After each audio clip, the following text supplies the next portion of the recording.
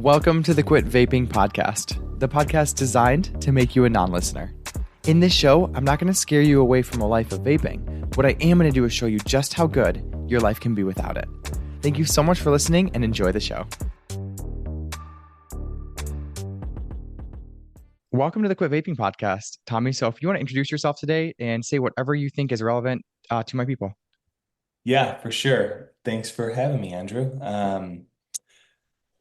Relevant for your people. Well, people, I'm Tommy Geary. I'm a men's coach, and I guess we'll probably dive into a little bit more of my story, but basically I had a long career in corporate hospitality sales, and in 2018 became a dad and freaked out because I was like, oh, my life's over. I have to stay in my corporate career and keep this salary and these benefits and everything like that. But it didn't really align with how I was feeling or how I wanted to spend my time. So in 2018, quit my job and joined my wife's business. She had a creative agency that we kind of grew together. And then uh, kind of backtrack, I got into yoga, meditation. When I was in the corporate world, I was in a lot of leadership development positions and kind of blended those two into some coaching. Took a coaching certification just like you at the life coach school and Cool. kind of off and running on the coaching business. And I help men, I help dads that, all of a sudden have a lot of responsibility in life when they have their kid and they feel that weight. And usually what's happening to them is they're getting angry, more frustrated than they want to. And then I think, for your listeners, what is similar with the men that I work with is that they have numbing out devices, whether Okay. it's vaping or it's overworking or it's a different substance. When we start trying to grow ourselves, those are usually the things that come up. Yeah. So this is really good because I don't think a lot of people recognize overworking as a number, but it absolutely can be. Totally. Yeah, Yeah. it's How definitely does a that way. Yeah. how does that show up for people? If you can describe maybe like the symptoms or what that would look like in case someone's like not sure, because I think it's really subtle. We can numb sometimes and not even have any idea it's related to emotions or trying to escape ourselves. Yeah, and the overworking is a very uh discreet way of numbing out because I think one of the ways to notice it is if you have a hard time being bored, if you have a hard time slowing down and just, being present, if you have a hard time taking time for yourself and you feel like you're always busy and always running around, that's probably a sign that you're, avoiding some type of uncomfortable emotion and running away from probably your potential, like probably the life that you want.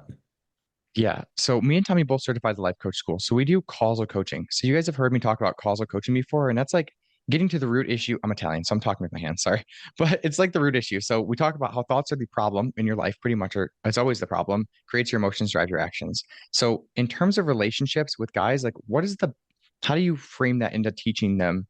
Because I know guys don't want to talk about their emotions, but what's like the system if you had like a philosophy for helping people? So with mine, it's like there's three addictions, right? Obviously, nicotine's chemically addictive, but then it's really the mental and the emotional addiction, not managing your thoughts and your emotions around vaping. That's the real problem. So what's your like framework for helping guys in particular with coaching in a way that's appetizing to them or acceptable? Yeah, I show them the thinking cycle. With the life coach school, we learn the thinking model that's kind of linear and it goes down, circumstance. And I'm sure you've talked about it on your podcast. Then our thoughts create our emotions drive our actions, and we create results in our life. I use the thinking cycle. The thinking cycle. So he's going to explain it out loud without any kind of image. So you guys are going to be visual here. Yeah. All right. It's a triangle. Let's picture a triangle. Let's look at the top of the triangle as our thoughts, our perspectives, our behaviors, our beliefs. And those, if you're looking at it, go clockwise down to the right. To the right corner are our emotions. So the thoughts create our emotions. Our emotions are sad, happy, disappointed, shame, all those good emotions, joy, excitement. Um, and those emotions, you go along the bottom of the triangle, create our actions. So all of our actions are what we say and do. So all those actions start to prove our thoughts true. So what I show guys Oh, slow typically, down though. All of our actions start to prove our thoughts true. That's really important to understand. I think so. Just to slow it because people don't understand that. Like what you choose to believe about your life, you will create tangible proof for. And then what happens for most people is that they look at the proof they've created with their own thinking as reason to believe their thoughts that created it. So it's like that's really important to understand. I think you said it really quick, but yeah, can you explain that better than I did, or do you agree? Or no, you nailed it. And it's so conceptual, right? So if you're listening to this, you're like, what the hell are these guys talking about? yeah, For a guy, and we've just practiced it. I don't know. We've practiced it so much. We can't like you start to see your internal world just like this, and sometimes you yeah, can't, and that coaches have coaches. But so a man, let's just picture a dad that's yelling at his kids, right? He's yelling at his kids too much. And so those are his actions, right? Raising his voice, maybe like picking them up and putting them down more aggressively than he wants to. He's he's not, an action is not being patient. An action is losing his cool. So that's that bottom left part of the triangle. What emotions are creating the frustration and anger and the yelling? What emotions are creating the yelling? And this is where guys like really open their mind. Usually it's disappointment. Usually it's shame.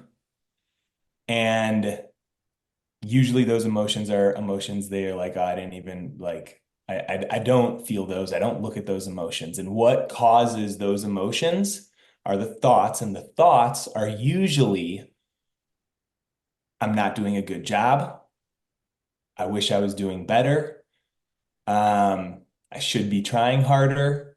Uh, no one respects me. I wish I had more respect. Right. this is good. So here's what we were trying to explain at the end. So the cycle becomes thoughts, I'm not doing a good job. Feel disappointed. Feel drop that disappointment. Instead of acknowledging it, we get defensive and we yell and we yell, raise our voices, all those things.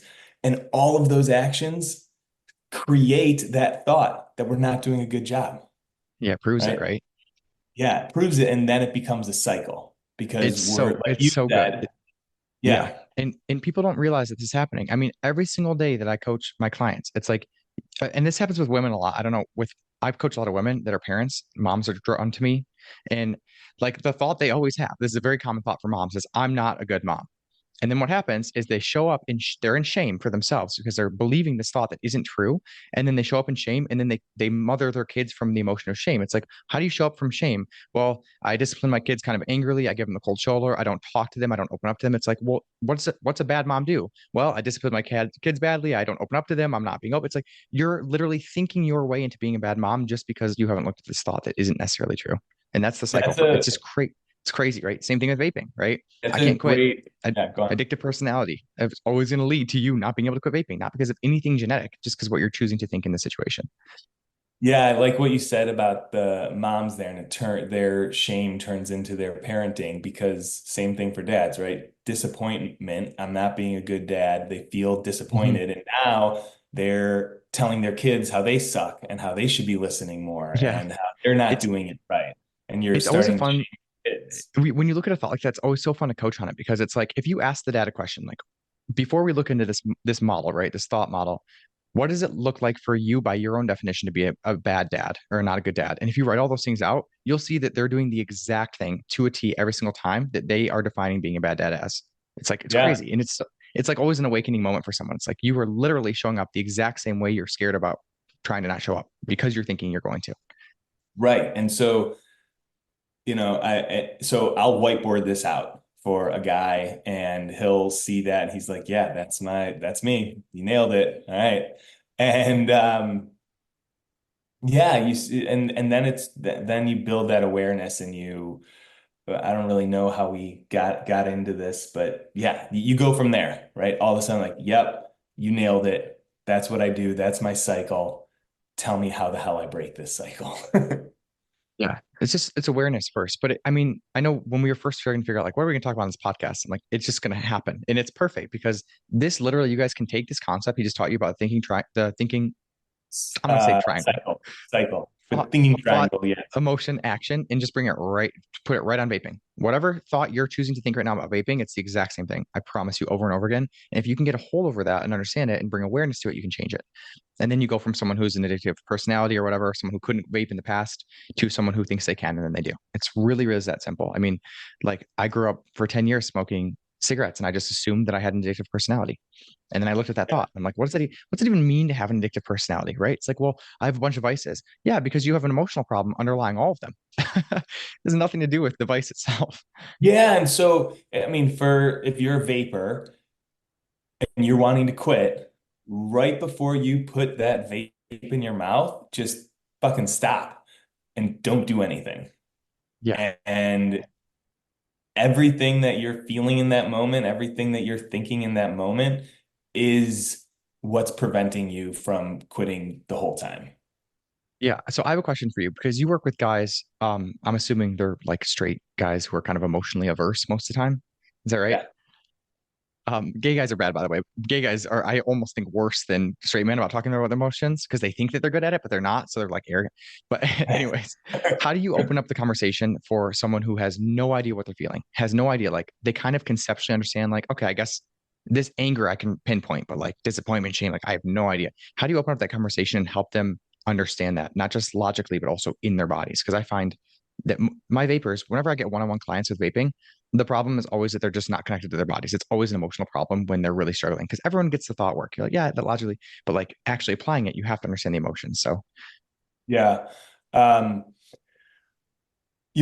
think the first thing is working with the brain, right? Men are, I mean, all humans like to be logical. If we're living yeah, up, men particularly are logical. yeah, Yeah, for sure. if we're living up above our head, above our neck, showing That's them good. the thinking cycle like that. So putting it out there, like being able to see that the thoughts and emotions are creating the actions is the first step. So then a guy's like, all right, well then how the hell do I understand my thoughts and my emotions? And um it depends. Some men, as soon as you like point out disappointment and you ask them like what does disappointment feel like, they can start to describe it. They can start to describe, I feel something in my like when I think I'm being a bad dad, I feel it in my throat and it feels tight in my chest.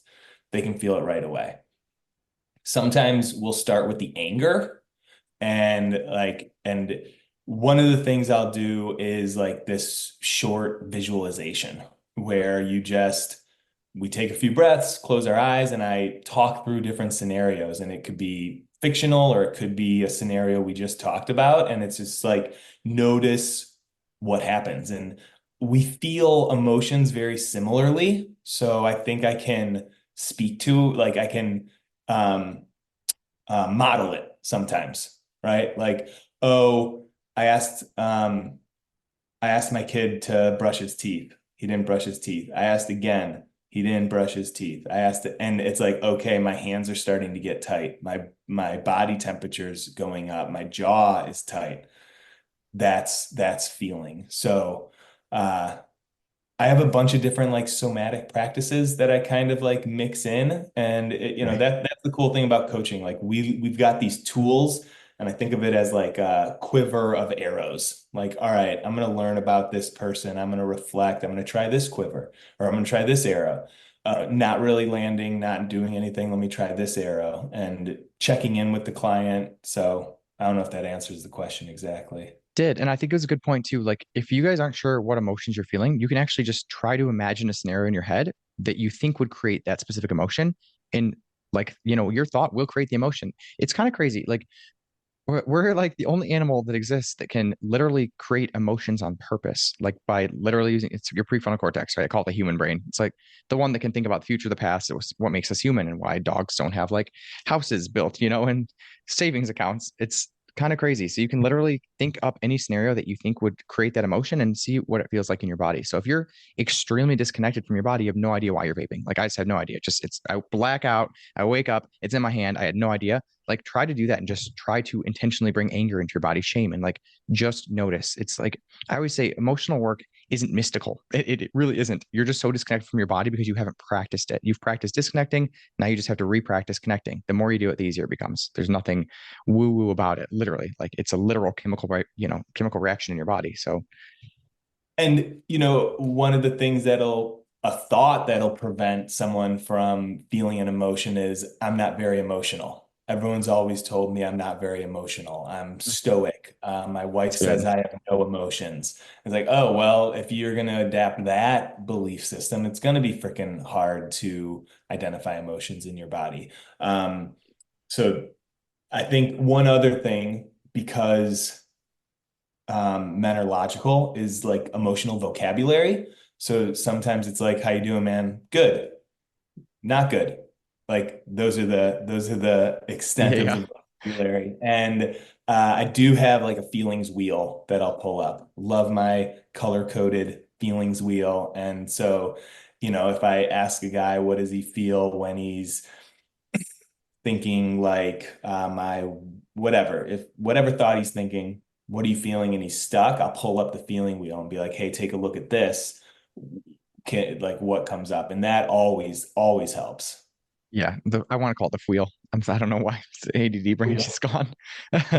Yeah, no, it's so good though, and I think that it's important to know. It's kind of meta, but like it's a good thing to like really pay attention to how you're thinking about your own thinking and emotions because that affects it too. If you choose to think I don't know what I'm feeling, then you'll find proof. Remember, like whatever thought you choose to think and put energy on, you're going to build proof for.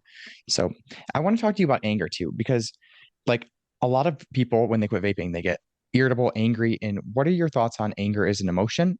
And like my basic idea is it's a secondary emotion, right? Anger shows itself once there's a scarier emotion underneath, and anger feels protected, even though it's not, right? But what are your thoughts on that with angry guys and like what's underneath it and how do you deal with it? Just whatever you have to say about anger.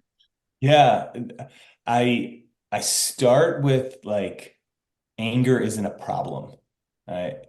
Anger is not your fault, but it is your responsibility. So the emotion of anger, normal human emotion, the red rage, the fieriness, the desire to like throw something or punch something, totally normal. It's our responsibility to channel that energy in a healthy, safe way. So that's the first thing I like to start with because people can shame themselves really easily on Yeah. anger.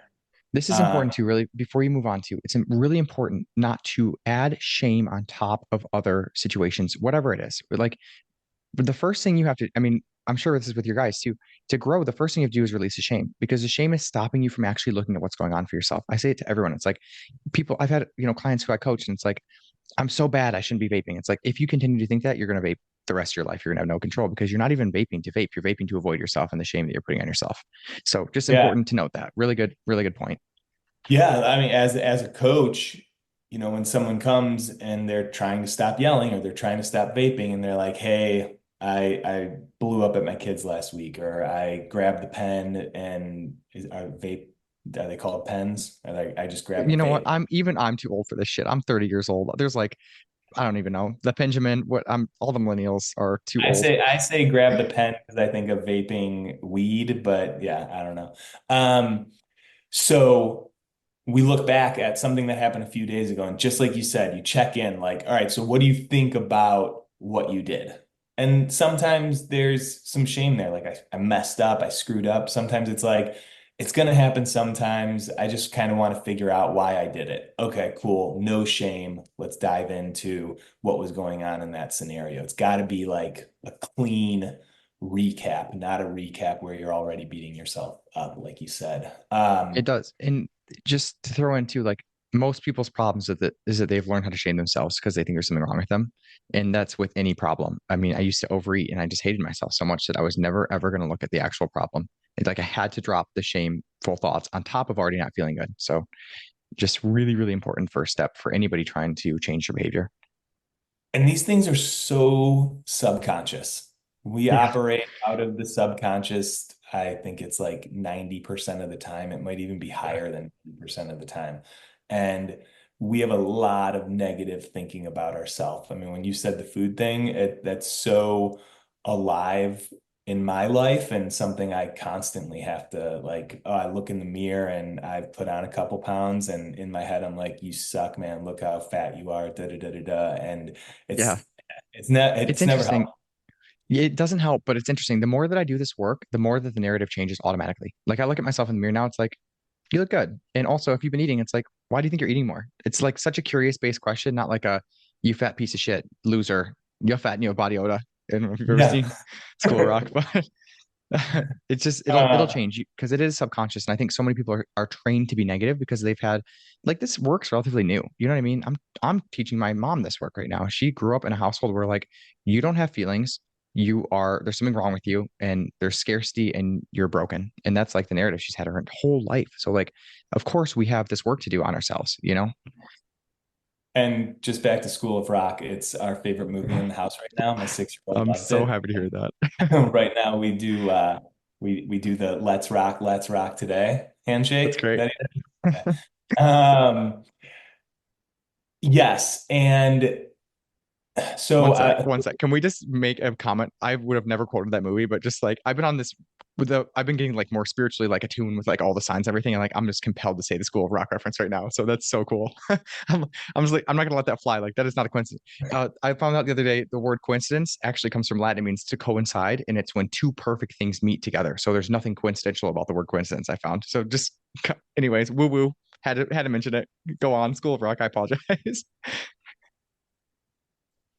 Yeah, no, we gotta go to the woo that because it's so there. Coincidence is coincide. I like it. Um, and we could shift this podcast to just talk about School of Rock and how amazing that is, but we won't. You bring us back, Andrew. Where'd we go from there? Yeah, so we were talking about anger. So when you have somebody who's angry, what's you drop the shame, right? So like let's look at this with curiosity. And then what do you normally find is actually because I get a lot of vapors who are like, my twin brother's one of them actually. My twin brother has been angry his whole life. And whenever he lays off the substances, anger comes up. And it's like, that's interesting. He won't look at it though, right? Because he doesn't, first of all, he's not gonna listen to me. And second of all, he's so not emotionally there. But like I have a lot of vapors that do that. They're using nicotine to avoid their stuff, and then once they quit, it's like, oh, I can't even stand life. I'm so irritated and frustrated, and they think that's the like addiction. It isn't. It's like that's the emotional problem you've had that you're using vaping to avoid. So when you quit vaping, you've got that emotional problem. You're blaming nicotine for it, but it's not actually the nicotine. So like, how do you help somebody with an anger problem after you drop the shame, and what do you do to help them? Yeah, you touched on it before about anger being a secondary emotion. So I do like I used to use an iceberg example, and that anger is the tip of the iceberg, and all these other emotions are underneath. But recently, a client is like, "Well, I think of the tip of the iceberg as like cool and chill and small, and that's not how I think of anger." That's All funny. right, I like it. So we changed to a volcano. So the anger is the molten lava blasting out of the volcano. And underneath, what we don't see in the volcano are the tectonic plates and the pressure that builds up underneath. And those are the primary emotions. It's a really Those good example, by the way. It's really good. all client inspired there. That one's on there on the board. I'm pointing at the board that I tried to bring up earlier. Um, so go back to that feelings wheel.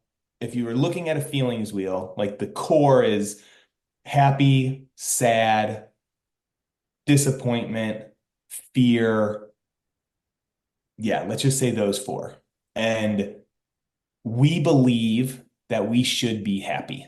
A lot of us have this belief that we should just hang out in the happy part of emotions all the time. And if we do feel fear or sadness or disappointment, then something's gone wrong and we got to figure out how to get happy quick. Yeah. That's when we start building pressure inside, when Yeah. we have those uncomfortable emotions, and that's when the tectonic plates start to build up and we repress them and we push them away and they build, build, build. And anger is the secondary emotion because we haven't addressed those other emotions. I think it's a really good way of putting it. Yeah, and people don't realize they're doing this, right? Like again, I when I was 25, I think I felt anxiety for the first time I actually named it and felt it. And like there was so much built up. Um, I lost it too just now. Did you have anything to say? I can go back to something. I can come back to something. So, um, a lot of the times, what guys will do and what everyone does is we'll blame our anger on something external. Hmm. Oh, my kids aren't listening. Oh, my mom won't lay off of me. Oh, there's so much work happening right now. And this is where we have to start taking responsibility for our anger. Our kids can't piss us off.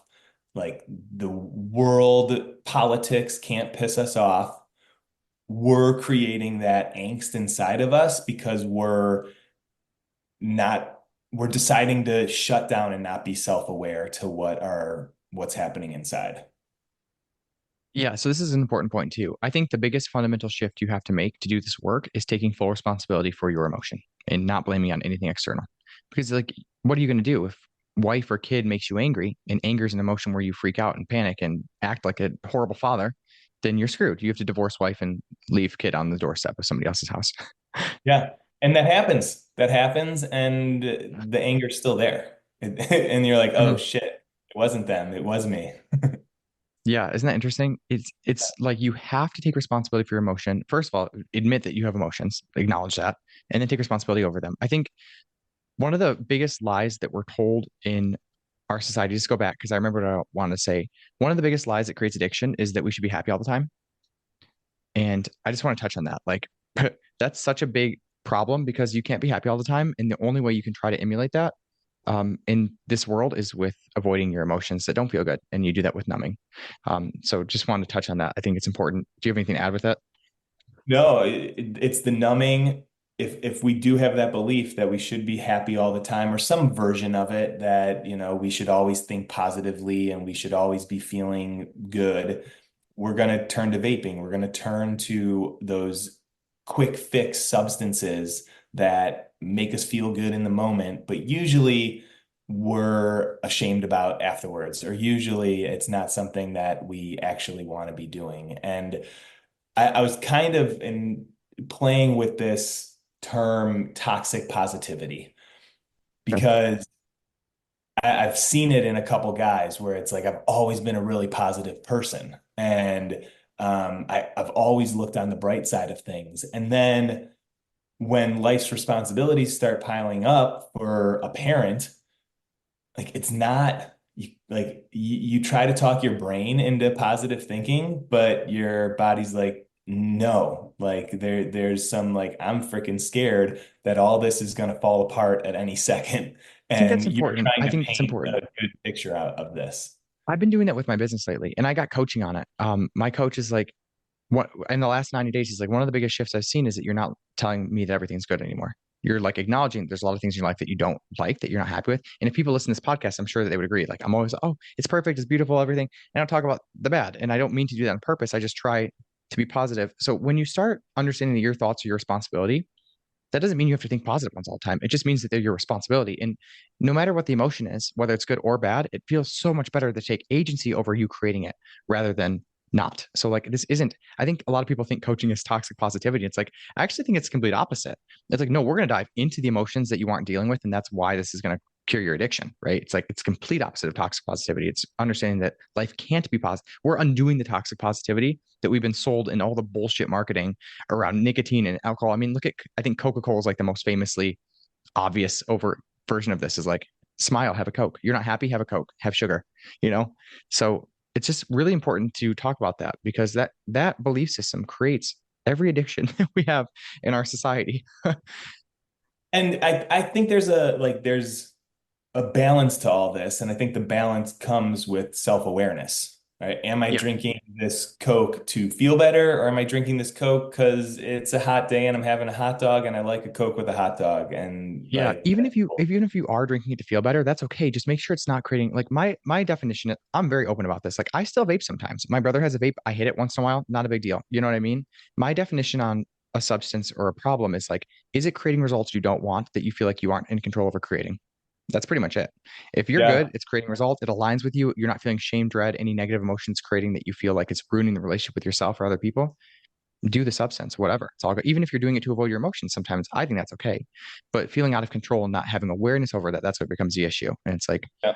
you know, Yeah, and those substances are sneaky. I mean, that's been my relationship with weed. Like I'll be like, okay, it's Friday afternoon. I'm gonna take off at 3 o'clock and I'm gonna have a gummy and just, take the edge off for a little bit before the kids come home. That's healthy to me. I'm there. That's okay.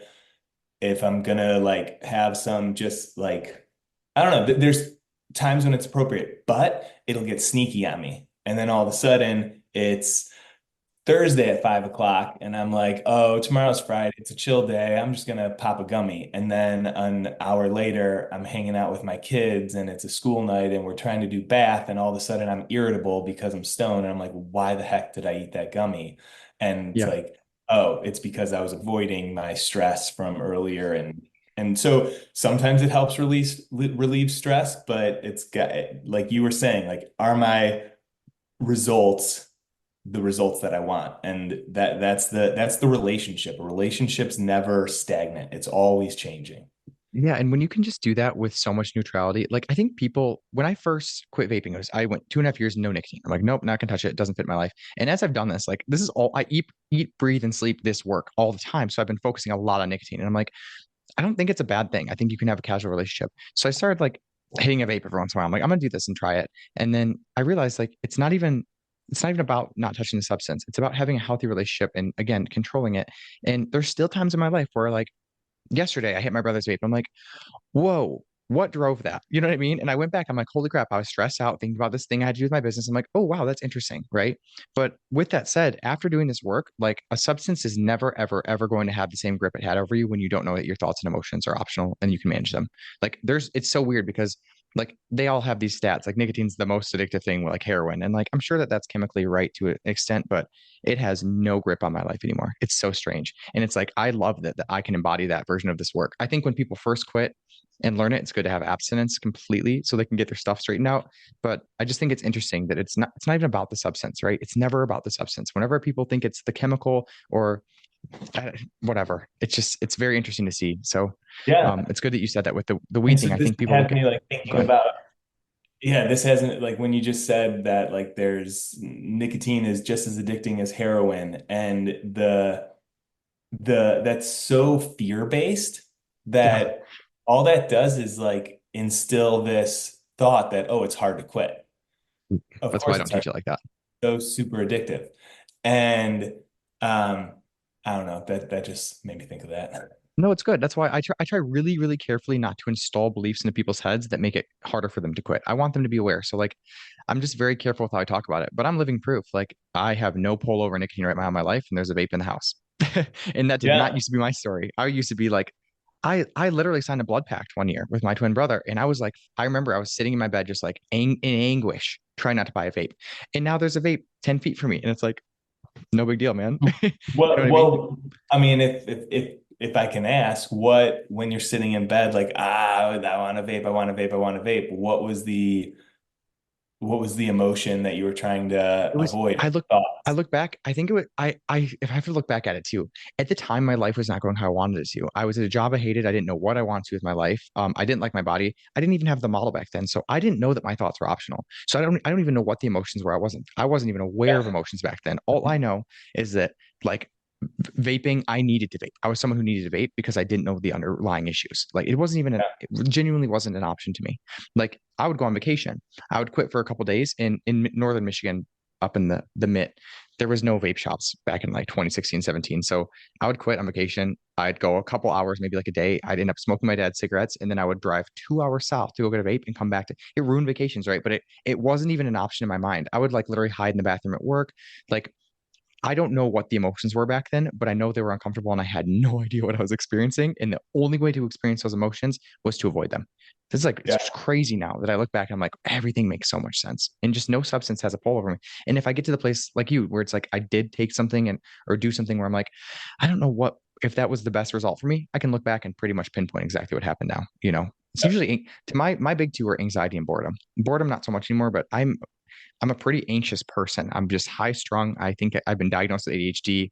I have a lot of energy and it's something I have to consistently work on to not let that get the best of me and eat food or vape or I guess not vaping anymore is a problem, but like drinking alcohol can be a problem sometimes in the weekend if I'm like unloading, you know what I mean? Oh, I'm gonna go drink a couple beers and it's like we're on, Yeah. let me all the stress I was feeling through the week, let's deal with all that right now without dealing with Yeah. it. So it's a consistent thing. You're right. It's a never ending, I don't want to call it a battle, but it's never ending growth and process. And that's a beautiful thing. You don't go to the gym once, I like going to the gym. I like writing my thoughts down and seeing my emotions sometimes. It's really healing. So Yeah, this work is I always say it's like brushing your teeth.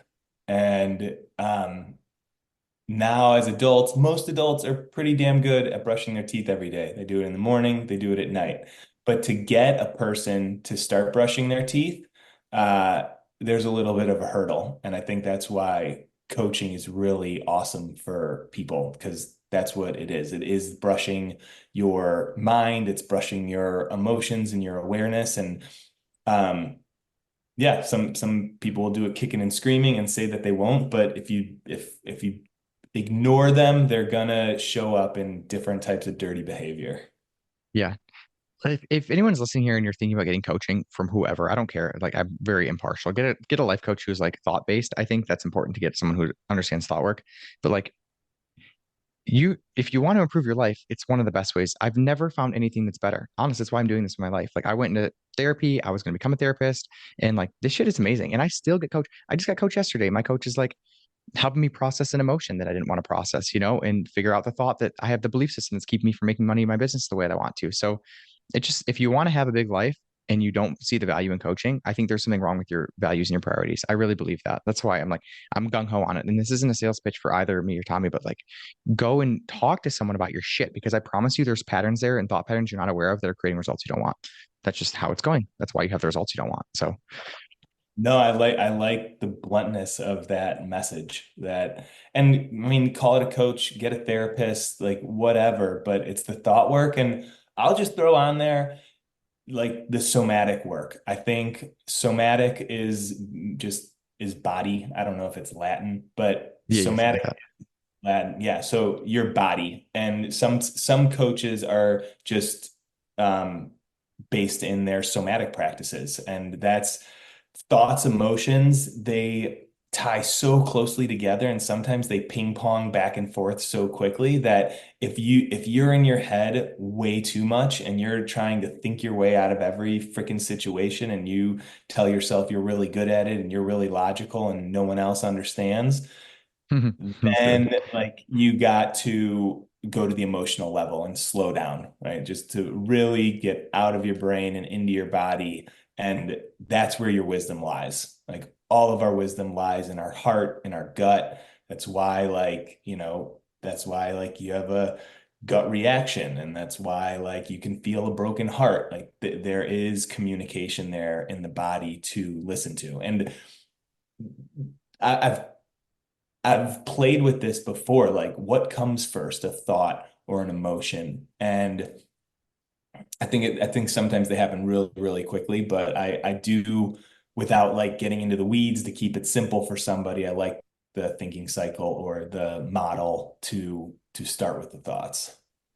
I think the thoughts are, and then sometimes we have thoughts about the emotion that we're experiencing, and that creates another model, right? I shouldn't be angry, and now I'm like shameful about feeling angry. So but I just have found in my experience that the easiest way to teach it is the thought creates, because I mean, think about what it is. Like a thought is whatever neurons connecting, sending a message, and then like your brain releases hormones according to the message your brain just sent. So it really is like your thought creates a chemical reaction in your body. I think it's that simple. So I want to ask, so if anybody wants to, I think, do you want to add anything else with our conversation before I like wrap up and If you're listening to this podcast, like you're into growth, you're into wanting to be better, you wouldn't still be listening to this episode if you didn't know that like there was some hidden potential inside you. And Mhm. I just like would say like start doing something small that changes up the direction you're heading in life. And that could be hiring a coach, that could be just going online and not just consuming this kind of content, but doing some journaling, doing some like values Yeah. exercises,